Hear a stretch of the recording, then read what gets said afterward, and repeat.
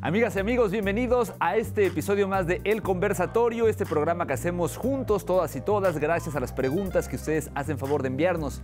Mi nombre es Daniel Rosas y de entrada, a nombre de todo el gran equipo de La Octava Digital, quiero agradecerles por su preferencia, porque seguimos creciendo en nuestras comunidades. No olviden seguirnos a través de La Octava Digital en Instagram, en Twitter, en Facebook y por supuesto aquí en nuestro canal de YouTube, si es que nos están viendo en YouTube. Por lo pronto, de esta manera les doy la bienvenida a este su espacio que es El Conversatorio.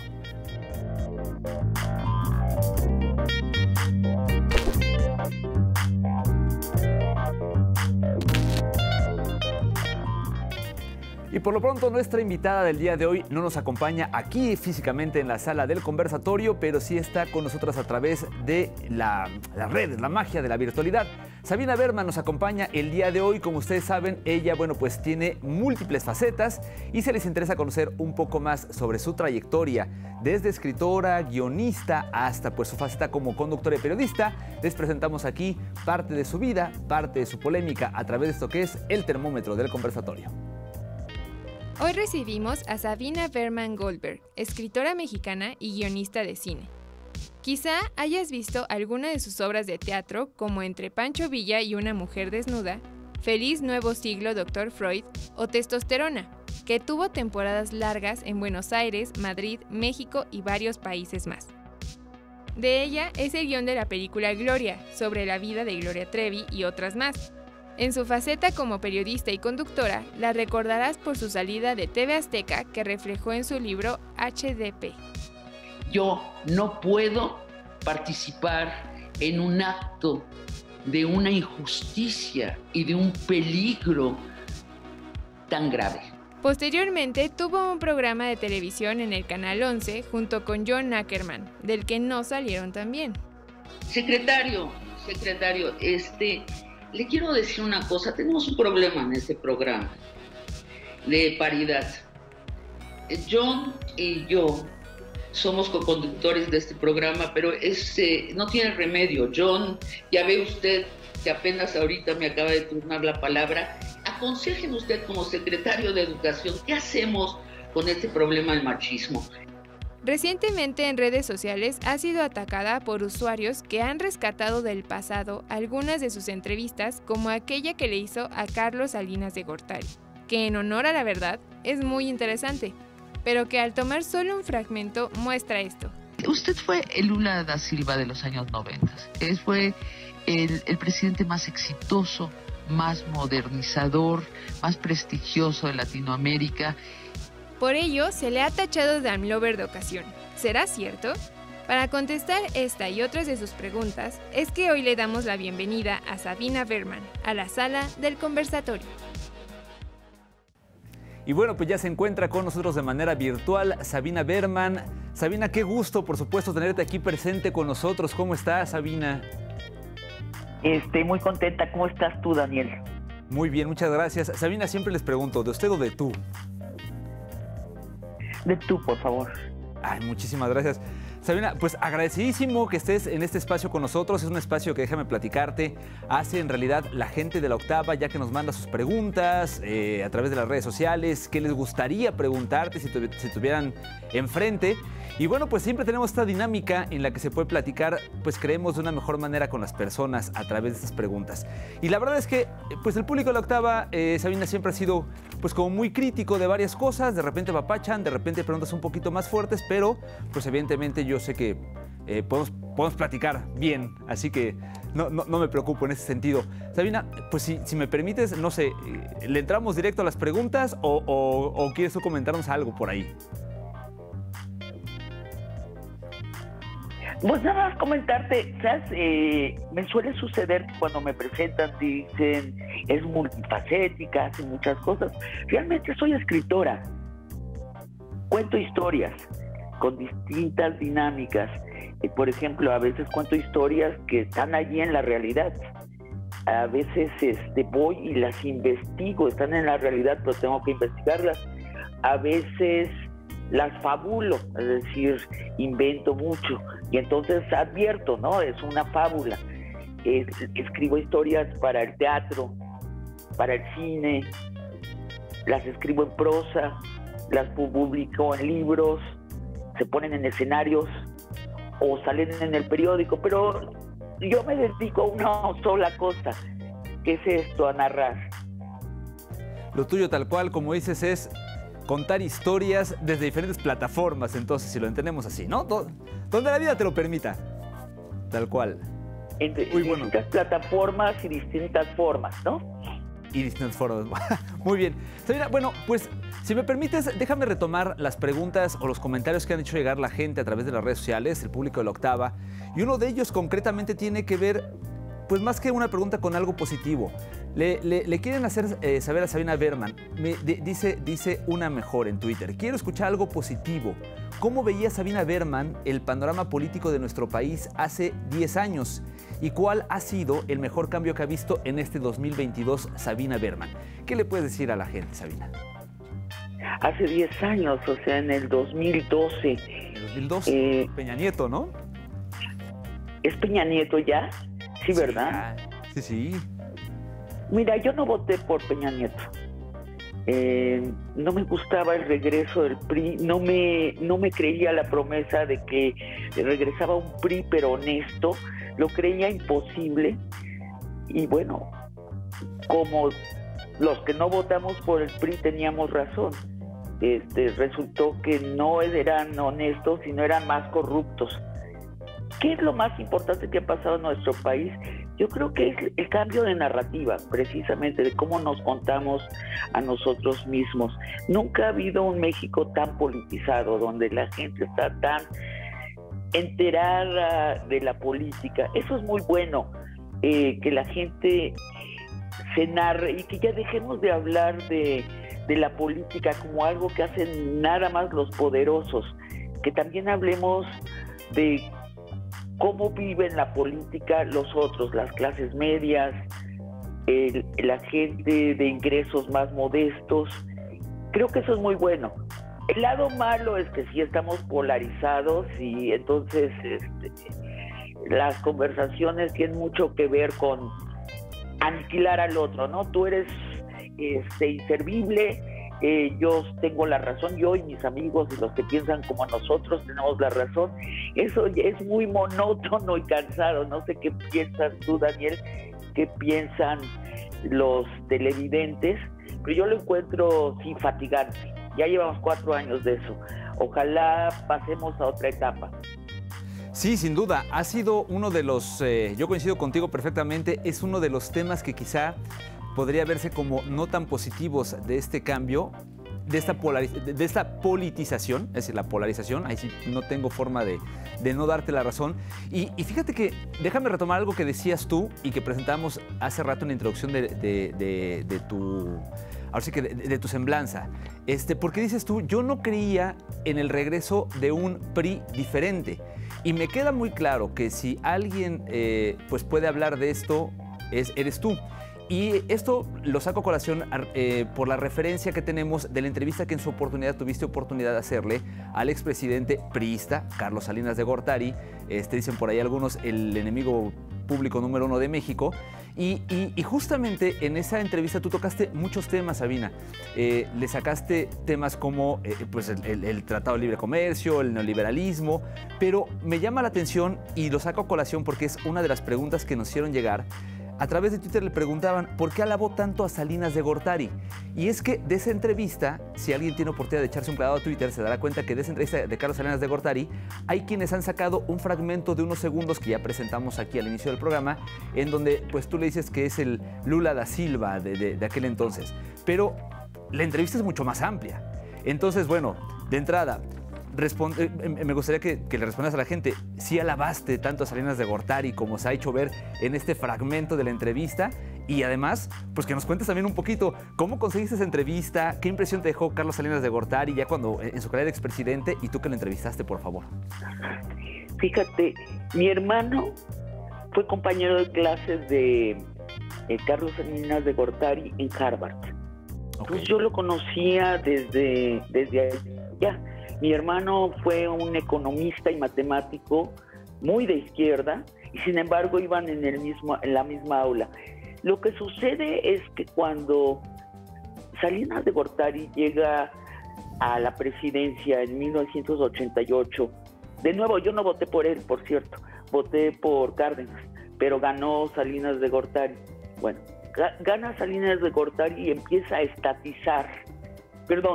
a privatizar las empresas del Estado. Según una nueva teoría que estaba recién en boga, que era el neoliberalismo. Sonaba muy bien el neoliberalismo. Se trataba de vaciar de empresas al Estado, porque el Estado es un mal gestor de las empresas. Es ineficaz. La gente que dirige las empresas generalmente las ponen allí por razones políticas y no por razones de eficacia. Y finalmente los políticos son corruptos, salvo excepciones.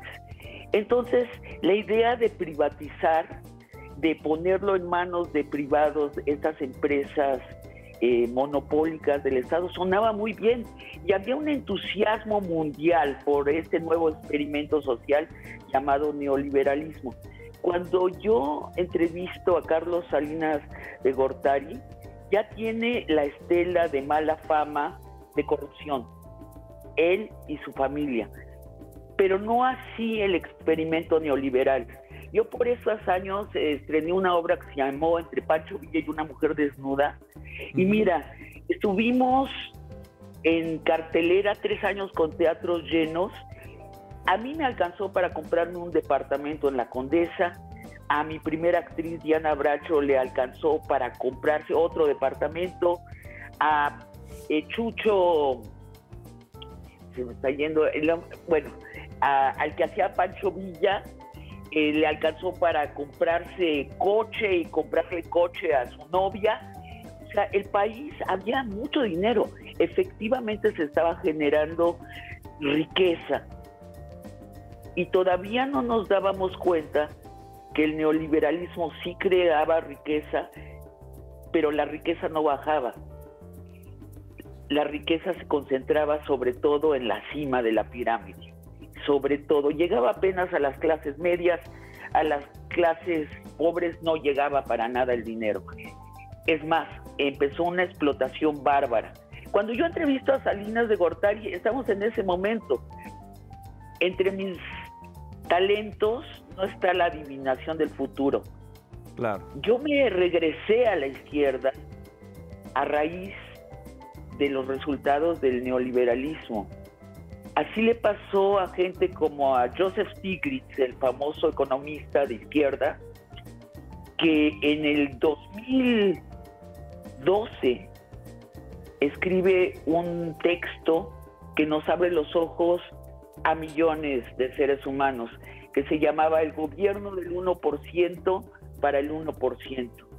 Y ahí nos damos cuenta no solo de qué ha hecho el neoliberalismo, cómo ha concentrado la riqueza en la cima, cómo no lo ha dejado bajar a los pobres y cómo ha regado muy poco a las clases medias, sino lo que nos espera.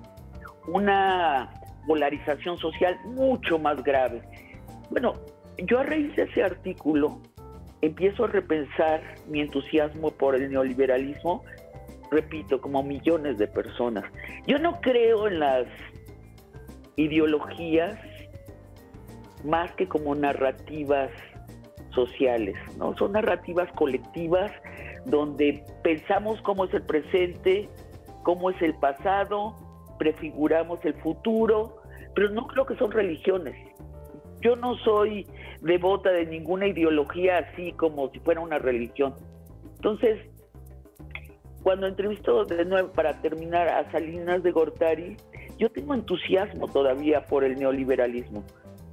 No ya un entusiasmo condicionado como se muestra en la entrevista, que por cierto fue una entrevista muy interesante porque Carlos Salinas confiesa que él también ya tiene una fe menguada en el neoliberalismo, que ya se da cuenta que tiene agujeros muy grandes.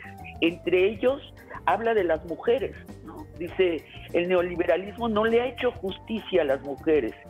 Y yo le digo, bueno, si a usted le importa tanto, ¿por qué les dedica media página en su libro? O sea, fue una conversación interesante. Yo no tengo conversaciones para golpear gente. no es a lo que me dedico, no soy ese tipo de conversadora. No, claro.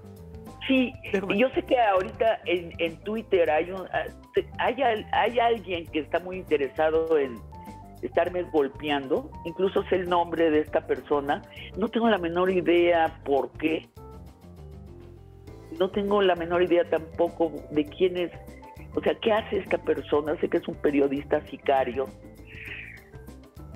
así le toca a uno. Si uno se mete a Twitter, de pronto salen estos personajes. Sí, claro. Sí, claro, totalmente de acuerdo. Déjame, antes de pasar a una siguiente pregunta, reflexionando en esto que nos comentaba Sabina, sobre el tema sí, tú no ves el futuro como nadie lo vemos.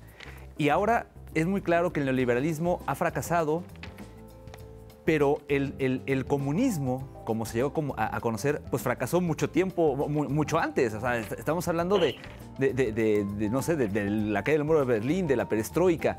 Y ahora parece que no solamente en nuestro país, sino en varios países de Latinoamérica se le está apostando otra vez a ese modelo que también ya fracasó. Sin embargo, en una entrevista que tú le diste o una conversación que tuviste con Rubén Luengas también aquí en La Octava, le hacías ver algo que a mí me llamó mucho la atención, que es, decías, hay una derecha y una derecha buena onda y una izquierda buena onda. Es decir, como tratando de darnos a entender, Sabina, que hay también un papel, una parte media, que no son extremos y que podrían funcionar. Y hago esta reflexión para preguntarte, así como en su momento tú veías bien al neoliberalismo y finalmente fracasó, ahorita estás viendo bien el modelo que está impulsando a través del gobierno federal de esta, digamos, como izquierda más progresista, si me permites el término. ¿Ves buen camino bueno el camino que está tomando nuestro país? Mira, el neoliberalismo es una parte de la narrativa del capitalismo. El neoliberalismo no es que fracasó, es que llegó a cierto lugar y después empezó a dañar a las sociedades. Llegó hasta cierto lugar y dejó de cumplir las promesas que correspondían a las otras clases sociales aparte de los multimillonarios. Es allí donde se agota el neoliberalismo. Ahora, la narrativa de izquierda efectivamente, una de sus primeras facetas pasa por esta idea de hacer repúblicas comunistas o naciones comunistas, dictaduras del proletariado. Y sí, es una parte de la narrativa de izquierda que se ha corregido porque nos dimos cuenta que económicamente y a nivel de felicidad de los pueblos, el comunismo no funcionó. Con una salvedad, hay una dictadura de izquierda exitosísima que es China. Entonces, las narrativas que no son la vida tampoco son lineales y así blanco y negro. Bueno, lo que aprendió la izquierda en esta larga narrativa que tiene es que en general las dictaduras no funcionan para la felicidad de las gentes. ¿Qué sí funciona? Una combinación donde hay libertad de mercado, donde hay democracia y donde el Estado regula los excesos del capitalismo. El Estado interviene para que la gente tenga los servicios mínimos para una vida de dignidad. Salud gratuita y excelente, educación gratuita y excelente. Eso es lo que llamamos estado de bienestar, que es a lo que aspiramos en una izquierda en México. También que el Estado intervenga en ciertos sectores cruciales de la vida, por ejemplo, que intervenga en el mercado eléctrico. Y entonces no esté en manos del libre mercado que la gente pueda prender la calefacción o el aire acondicionado o la luz en su casa. Eso pues en México tampoco lo hemos logrado, pero es lo que intentó la reforma eléctrica. Entonces, la izquierda, cuando hablamos hoy de izquierda en Latinoamérica, salvo Cuba y Venezuela, y bueno, en Nicaragua, que es un desastre, no, eso no es de izquierda, eso ya es el caos vuelto dictadura. Sí, o sea, no hay manera de defender a Nicaragua, y a Venezuela y a Cuba hay que decirlo que son modelos dictatoriales fracasados. No están haciendo felices a sus países. Pero la izquierda que sí está funcionando es esta, la socialdemocracia, la que acepta el libre mercado, salvo que hay regulación del Estado en ciertas zonas y hay democracia. O sea, hay sucesión en las presidencias de los países. A mí me gusta esa narrativa, creo que es lo que necesitamos y por eso voté por López Obrador y por eso todo lo que ha hecho este gobierno en ese sentido, hacia la izquierda, lo aplaudo, y todo lo que ha hecho en contra de esa narrativa lo señalo. O sea, yo no soy una aplaudidora gratuita de ningún presidente. Sí, súper, sí, entiendo perfectamente a lo que te refieres en esta izquierda moderna. Sabina, ahora déjame retomar una pregunta de la gente que te hacen llegar.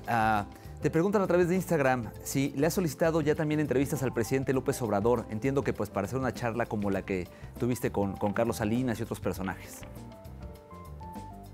No, fíjate que no le he pedido a López Obrador una charla. Pero tal vez porque está en la mañanera a diario, ¿no? No se me ha ocurrido pedirle a López Obrador una entrevista. ¿Te gustaría, si lo tuvieras, de qué le preguntarías, de qué hablarías con él? ¿Sabes? Tendría que reflexionar, porque el presidente habla mucho. Se habla 2 horas diarias. Ya son casi 3, ya son casi 3. Sí, o sea, me decía un amigo, es uno de los problemas. Yo creo que el presidente se ha metido en problemas por hablar mucho. Creo que es muy positivo, en general, tener una conferencia de prensa diaria es fantástico, es un ejercicio de comunicación fantástico, pero dentro de las cosas negativas es que de pronto el presidente ha hablado de cosas de las que no sabe. Un caso es el feminismo. Se metió en Honduras en un tema que no conoce y ahora, por ser consecuente con lo que ha dicho, es ambivalente ante el movimiento social más importante de nuestro país y del mundo, que es el feminismo. Sí, fíjate que al respecto, Sabina, hay una pregunta relacionada. A través de Twitter, tal cual te preguntan, déjame ver el usuario, Wakoriti, te pregunta que qué te motiva a promover una agenda política que busca acabar con los derechos de las mujeres trans. Es decir, tú estás hablando del tema feminista, y bueno, hay esta discusión dentro del feminismo sobre si las mujeres trans deben ser incluidas o no dentro de este movimiento. ¿Tú estás de acuerdo con esta posición de que deberían sumarse o ser parte del movimiento feminista, o estás en contra? O pues explicarle entonces aquí a este usuario por qué él piensa que tú estás buscando acabar con los derechos de las mujeres trans. Mira, él piensa eso porque es producto de la polarización. Yo he expresado una convicción no tan lineal al respecto, y entonces, si no te rindes totalmente a una narrativa de otro grupo, estás en contra. No es cierto. Yo pienso que las mujeres trans deben ser ampliamente bienvenidas en el feminismo y deben de gozar de todos los derechos y las libertades que las mujeres feministas hemos ganado para las mujeres. Ok, o sea, sí tienen que estar ahí en el mismo paquete, pese a esta discusión. Sabina, finalmente, entiendo que la siguiente pregunta no es directamente relacionada a ti, sin embargo, la gente te ubica como parte de este movimiento de la Cuarta Transformación. Tú no lo acabas de decir y lo has dicho en otras ocasiones. Tú votaste por el presidente López Obrador y actualmente, inclusive tu trabajo dentro de los medios públicos, pues te suman, cuando menos en el imaginario colectivo, dentro de este movimiento. Y entonces te hacen llegar una pregunta sobre los que apoyaban a Morena, dicen, por ejemplo, Gibran, supongo que se refieren a Gibran Ramírez, ¿por qué ahora están con Monreal? Entiendo que no es una pregunta que tengas que responder directamente tú. Me vas a decir, pues pregúntenle a Gibran, pregúntenle a Monreal. Pero bueno, el trasfondo, Exacto. entiendo, tiene que ver con esa polarización, ¿no? Que tú nos haces ver. Sí, o sea, no tengo la menor idea por qué Gibran está con Monreal. Creo que Monreal tiene todo el derecho a aspirar a la presidencia. Ha aspirado a ser candidato de Morena, parece que no va a suceder. Parece que no está ni siquiera considerado. Bueno, buscará su camino. Debemos tener varios candidatos.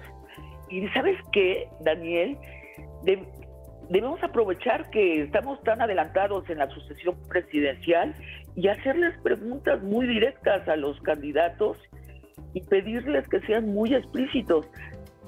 A ver, ¿qué quieres para el país? ¿Cómo te lo imaginas? ¿Cómo lo vas a hacer? Oye, no veo que esto sea posible. Creo que eso es muy afortunado. Estamos entrando a una nueva madurez política en México y debemos preguntarles todo a los candidatos y candidatas. Creo que ya medio me leíste la mente. Entiendo que es quizá un poco temprano para hacerte la pregunta. Apenas este fin de semana Morena hizo su ejercicio para elegir a los consejeros de donde habrá de salir el candidato o candidata Morena para el 2024, el candidato presidencial. Te preguntaba si en este momento, en este 2022, tú ya tienes a alguien que te gustaría ver como candidato o candidata de Morena y si también ves a alguien en la oposición que pudiera hacerle siquiera sombra a este gran monstruo que ahorita es Morena. No tengo, estoy en espera de que se manifiesten, o sea, conocerlos más. Creo que por lo pronto tenemos dos candidatos atractivos. Uno es Marcelo Ebrard, que es un neoliberal de izquierda, es un funcionario distinguido, priista, que las clases medias simpatizan mucho con él, las altas esferas también. Lo tuvimos de regente en la ciudad y bueno, la Ciudad de México creció hacia el cielo. Nunca se construyeron tantos edificios de lujo en México, en Avenida Reforma principalmente y en Santa Fe. Y luego está Claudia Sheinbaum, que es una mujer feminista que se viste de jeans y zapatos tenis y botas y camisa blanca. Es una mujer trabajadora contemporánea, ¿no? Como todas las mujeres trabajadoras contemporáneas, nos retrata muy bien Claudia, sobre todo en lo de los zapatos planos, ¿no? Para todas las que ya descubrimos que los zapatos de tacón los inventaron los mismos que inventaron los aparatos de tortura de la Santa Inquisición y que los vestiditos los inventaron los dueños de los híjole, iba a decir algo muy fuerte, pero sí, los dueños de los prostíbulos para andar revisando las piernas de las hembras. Pues ya te lo dije. Entonces nos retrata muy bien Claudia. Y esta es otro tipo de izquierda, es una izquierda amplia que busca el estado de bienestar y que favorece sobre todo a las clases proletarias, y que creo que lo que fíjate que creo que ellos dos deberían platicar entre sí, porque a Claudia lo que le falta es que nos muestre más plenamente que es más feminista de lo que lo hemos visto, y que nos muestre que también se lleva bien con los empresarios. En la izquierda, de nuevo, la izquierda contemporánea para tener éxito necesita involucrar a las clases medias y a los empresarios pequeños, grandes y multimillonarios. Si no, no funciona, ¿no? La izquierda contemporánea. En muchas partes de Latinoamérica allí es donde ha fallado. Entonces creo que hay dos candidatos en la izquierda atractivos. Y en la oposición, salvo que tú me alumbres al respecto, no veo candidatos. No, yo incapaz de alumbrarte en ese sentido. Respetuosísimo. Bueno, lo que tú dices. Veo demasiados candidatos y ninguno que de verdad pensemos que va a ser el candidato de la derecha. Sí, Veamos, esperemos. Sí, que pueda ser Hay gente muy valiosa Sí, fíjate que hay gente valiosa y que no ha salido en el lado derecho de nuestro espectro político. Sí, sin duda. Sabina, bueno, pues ya sabes, se nos terminó el tiempo, pero no quiero despedirme sin antes agradecerte, por supuesto, estas valiosas reflexiones, pues dejar la puerta abierta para en una futura ocasión poder platicar nuevamente y bueno, por lo pronto, muchísimas gracias, Sabina Berman. Mucho gusto, Daniel. Saludos. No, hombre, el gusto es mío. Y a ustedes, amigos de La Octava, muchas gracias por acompañarnos en una emisión más. Nos escuchamos, nos vemos aquí el próximo jueves, 9 de la noche. Y por supuesto, en todas las repeticiones de los programas. Ahí está la lista de reproducción para que le echen un ojo. Hemos tenido personajes sin duda muy atractivos. Estuvo Santiago Nieto, estuvo Paco Ignacio Taibo, estuvo también por ahí Fernández Noroña, por mencionarles tan solo algunos. Y también hemos tenido del otro lado, por supuesto, de la derecha, Xochitl Gálvez, ya estuvo Lozano. Bueno, por ahí tenemos varios personajes. Échenle un ojo a toda la lista de reproducción y por supuesto nos vemos aquí en la siguiente emisión de este conversatorio. Por lo pronto, nos vemos y chao.